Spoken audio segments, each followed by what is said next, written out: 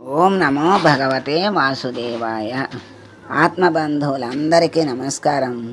464వ నామం విదారణ. విదారణ అంటే అధర్మవర్తనులను సంహరించే స్వామి విదారణుడు అన్నారని శంకరుల వారు చెప్పారు. అంటే ధర్మవర్తనుల్ని కాపాడటం కోసం అధర్మవర్తల్ని సంహరిస్తూ ఉంటాడు స్వామి.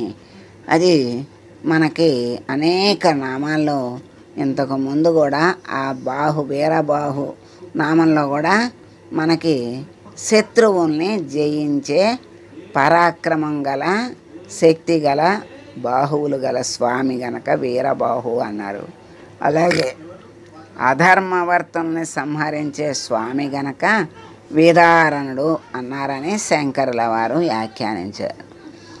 మరి అనేక అవతారాల్లో ధర్మాన్ని ఉల్లంఘించిన మరి రాక్షసుల్ని సోమకాసురుణ్ణి, హిరణ్యకశిపుల్ని, రావణ కుంభకర్ణుల్ని, కంస దంతవక్తుల్ని స్వామి నిర్మూలనం చేసి విదారణుడు అయ్యాడు అని పరాశర భట్టరు శంకరుల వారు చెప్పిన అర్థాన్ని వ్యక్తీకరించారు.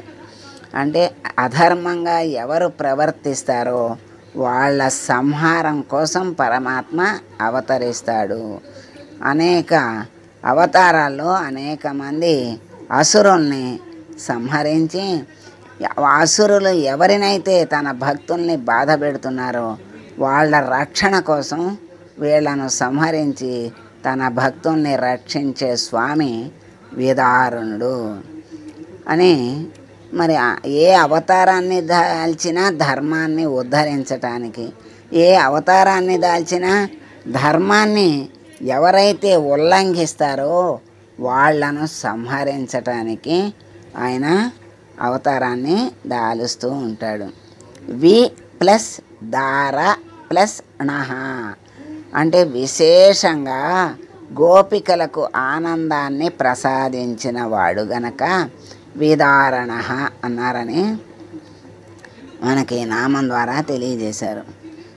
గోపికలు అంతమంది గోపికలున్నా, ఒకే కృష్ణుడున్నా, అందరి గోపికల దగ్గర ఒకే సమయంలో ఉండి ఒకే రీతిగా అందరికీ ఆనందాన్ని, అంటే ఒకళ్ళ దగ్గర ఉండి ఒకళ్ళ దగ్గర ఉండకపోతే మరి లేని గోపిక అయ్యో నా దగ్గర లేడే కృష్ణుడు వాళ్ళ దగ్గర ఉన్నాడే అని బాధపడతారని, తనకి ఇష్టమైన ఆ గోపికలు బాధపడతారని ఆ బాధను కలగకుండా ఉండటానికి అందరి దగ్గర ఒక్కసారి అనేక రూపాలని దాల్చి అందరినీ సంతోషపెట్టేటువంటి స్వామి గనక ఆయన విదారణ అన్నారు.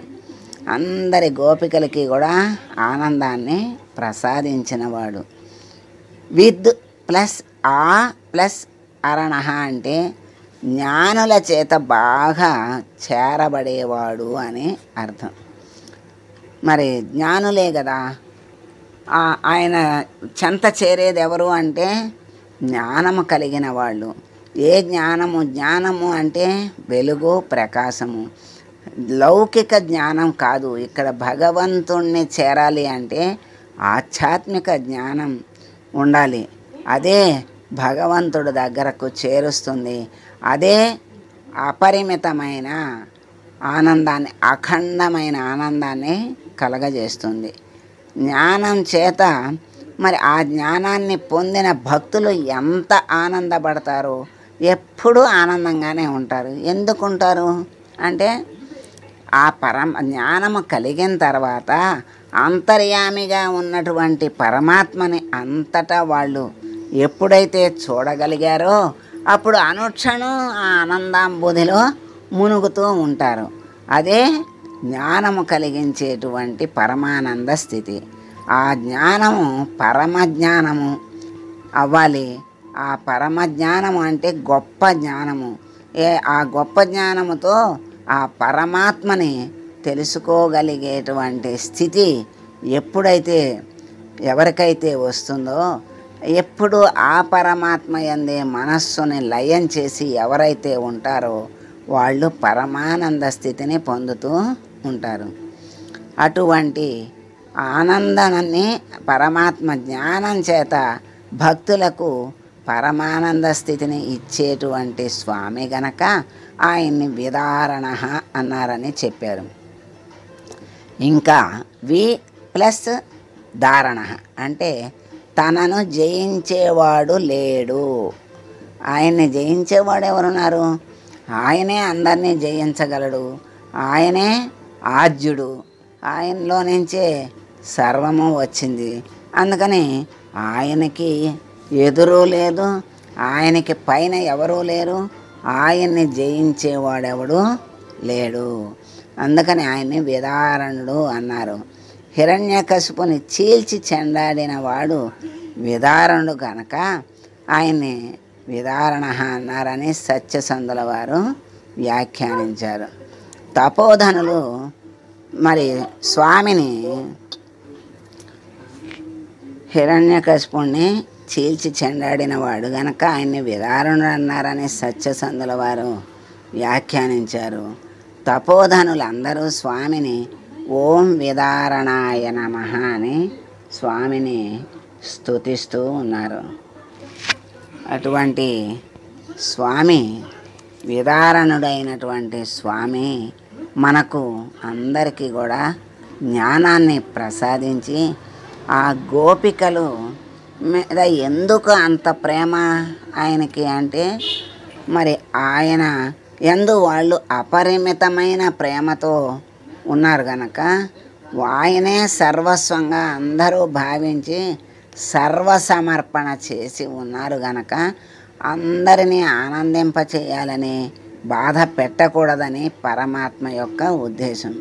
అటువంటి స్థితి ఎవరికి ఉన్నా పరమాత్మ వాళ్ళని బాధించకుండా ఆనందాంబుదిలో ముంచుతాడు. ఆ ఆనందమే వాళ్ళకి ఏమిటి ఆనందం? పరమాత్మతో కలయికే వాళ్ళకి ఆనందం. ఆ పరమాత్మ దరి ఉంటే ఇంకా ఆనందం కాక ఎవరికైనా ఏముంటుంది? అటువంటి స్థితి అందరికీ రావాలని, అందరి మనసులు పరమాత్మ యందే ఎప్పుడూ లయం అవ్వాలని, ఆ పరమాత్మ అనుగ్రహం అందరికీ కావాలని కోరుకుంటూ మంగళం పాడదాం. మంగళం కౌసలేంద్రాయ మహనీయ గుణాత్మనే సర్వలోక శరణ్యాయ సాధురూపాయ మంగళం.